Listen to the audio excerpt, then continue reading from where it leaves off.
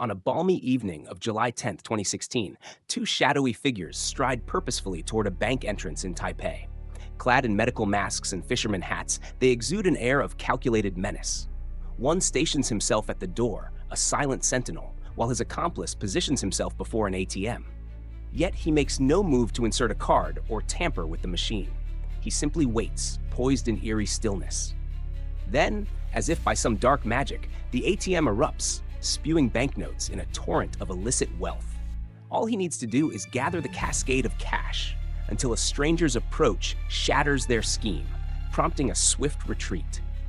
The bewildered passerby stumbles upon the abandoned fortune, oblivious to the fact that he's just wandered into the aftermath of a daring heist. That night, across Taipei, 20 others mirror this audacious act at different branches, each a cog in a sprawling, sinister machine. This was no petty theft. It was a fragment of a grand, two-year conspiracy that rattled the foundations of global finance. A sophisticated assault orchestrated by the elusive Carbanak group, a cabal of hackers who plundered over 100 banks across 30 nations, amassing a staggering $1 billion. Led by a phantom mastermind, they redefined cybercrime until a single misstep in Taipei set the stage for their unraveling. Carbanak changed the game, one expert mused. They had the administrator's password. We realized they were watching our every move. How do you handcuff a line of code? This gripping tale was crafted with insights from Kaspersky Labs, drawn from their riveting documentary series Tomorrow Unlocked. While the heist's events are documented, the targeted banks and their employees remain cloaked in secrecy. So we introduce Maxim, a fictional everyman caught in this digital storm. Picture April 8th, 2014. It's an ordinary Tuesday in Ukraine, and Maxim, a diligent bank employee, sips his coffee, daydreaming about the receptionist who's stolen his heart. A respected worker with one fatal flaw: he never bothers with Windows updates. An email pings from his colleague Sergey, bearing a Word document titled Compliance with Federal Law 115, dated 2/17/2014.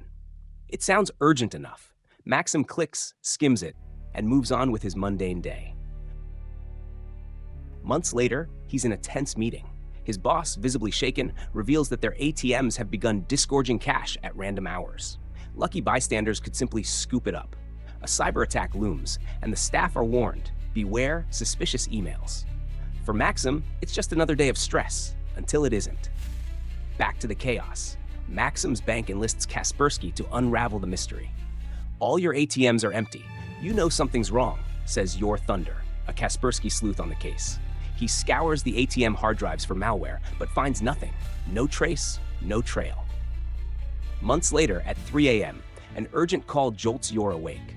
A frantic account manager from a major Russian bank pleads for help. Their IT crew is in disarray. Someone seized their domain controller at the nerve center of their network, and it's beaming data to China.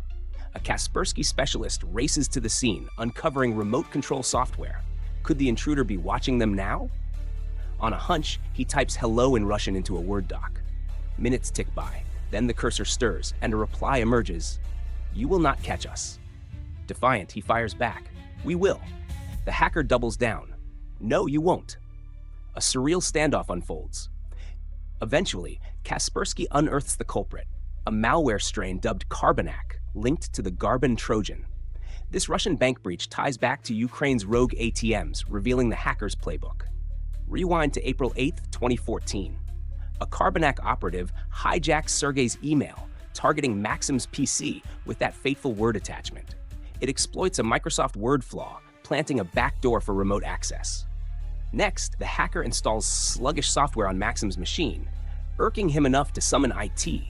As the IT guy his admin password, a keylogger captures it.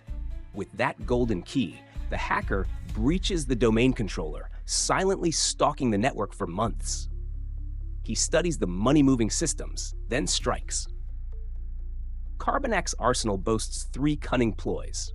1. Transaction manipulation. They siphon funds from transaction accounts to their own, inflating balances to dodge detection, since banks only audit every 10 hours. 2. ATM hijacking. They remotely command ATMs to shower cash into the hands of money mules, mob-recruited grunts who funnel the loot up the chain for a cut. 3. Database manipulation. Their most ingenious trick: they seed Mule accounts with, say, $3.33, then tweak the bank's database to swap it for $1 million. Suddenly, Mules wield million-dollar debit cards, withdrawing cash while some unwitting clients briefly become accidental millionaires.